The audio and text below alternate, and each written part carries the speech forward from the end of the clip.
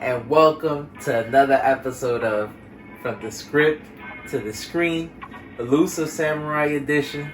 We on time this week, huh? Episode 7 of Season 1 is out now, so as always, you guys already know, gotta shout out the creator, Yusui Matsui. I want to give a shout out to the studio, Clover Works. Appreciate all parties involved. Another good episode. We got introduced to more characters, and so far I like the way they've been doing it, showing us one character from each side.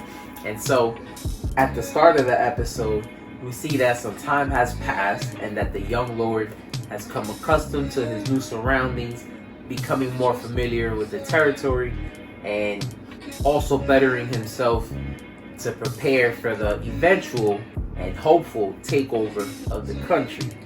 And something that was interesting in this episode was that we learned, supposedly for a short period of time, Yoroshi loses his foresight or his ability to see the future. And so he spent this whole episode being worried for the well-being of Hoji. Understandable, because of course, the bloodline, he is the future of the country, and this whole thing is for him. You know, we're trying to make sure that he gets back into power. And so throughout the episode, it was hilarious to see the drastic measures he took to try to ensure that the kid's journey would go along well. And in this episode, we see that Sadamun is not going to give up on trying to get the Suwa territory, and we get introduced to a new bad guy. Another interesting character, to say the least.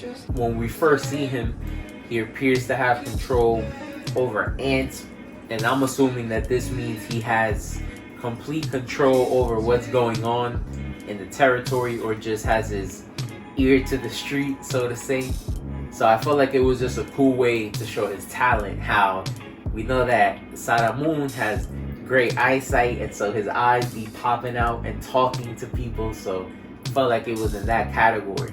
We see that these bad guys are out of this world, for lack of better terms, and so that leads us to a stop on the kid's journey, because we see that they run into a village that appears to be vacant, and that introduces us into a new character that, at least for now, appears to be on the good side. And I say that because of how the series started. I'm always apprehensive about the people that join his side. We don't really know what their objective is, and so I'm always seeing new characters with a 10-foot pole. Not really sure if they're going to be good throughout the story, so we'll see.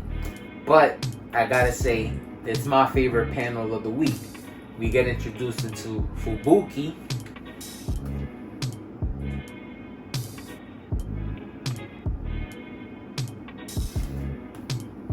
who took it upon himself to protect this village.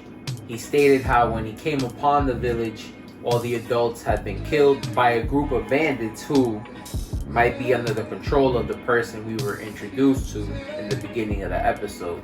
And so he took care of the kids, showed them how to defend themselves, fed them, and fed himself over the past couple of days. And he was trying to convey this message to other people in the Suwa territory. We see that he appears to be talented when it comes to tactics and battle in general.